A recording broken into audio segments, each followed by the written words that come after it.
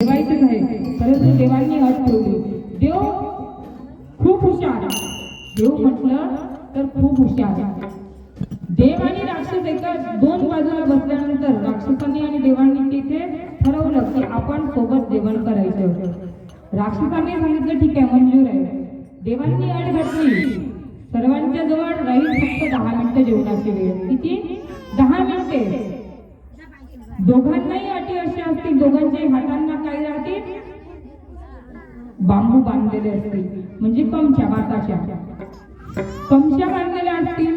तर जेवण करायचं आहे आणि 10 मिनिटात संपूर्ण जेवण व्यवस्थितपणे जेवायचं आहे. ठरल्याप्रमाणे अटीप्रमाणे सर्वांनी मंजुरी दिली.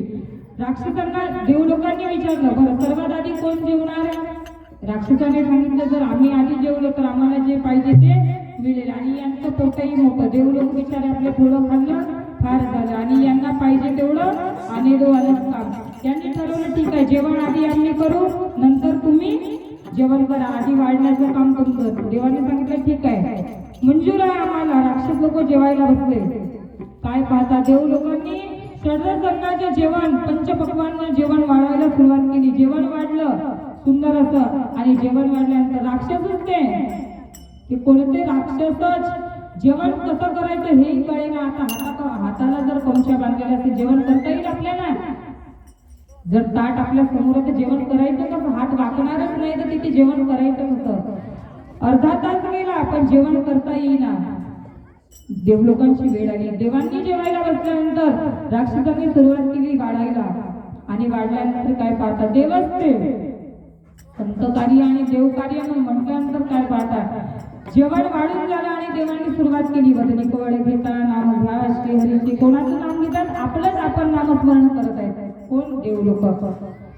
आपणच आपलं नाव घेतात आणि नाव घेतल्याच्या नंतर काय पाहतात? जेवायला बसल्यानंतर हाताला बांधलेल्या आहेत कमच्या, दोन्ही बाजूला पंगत आहे, मधातून वाढण्याकरता जागा ठेवलेली आहे. आणि राक्षस तो उपाशी राहिले. का? त्यांना हाताने खायची बुद्धी सुचली नाही. का? कारण हाताला बांधलेल्या होत्या कमच्या, हात वाकत नव्हते. कसे खाणार आहेत? नाही खाल्लं. जेवढं पाहिजे किती खायचं असेल तरी खाल्लं नाही. आणि देवलोकांनी काय केलं?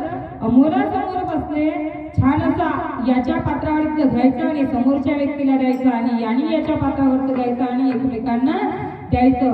हे बघून हा जो सोहळा बघितलं संत महात्म्यांनी, आणि संत महात्मे म्हणतात की हा जो सोहळा आहे ना, हा सोहळा बघण्याकरता आम्ही इथून जरी गेलो तरी आम्ही काय करू? पुन्हा येऊ. अशा करता तर एकमेका देऊमुखी सुखे घालू उंबरी. हा सोहळा आणि हा आनंद जो आहे तो आनंद आम्हाला वैकुंठात मिळणार नाही, आणि त्याच्याकरता आम्ही या ठिकाणी येणार आहोत. तुका म्हणे वाळवंट बरवे नीट उत्तम. तुकोबाला म्हणतात की बरव आहे, नीट आहे, उत्तम आहे, वाळवंट का?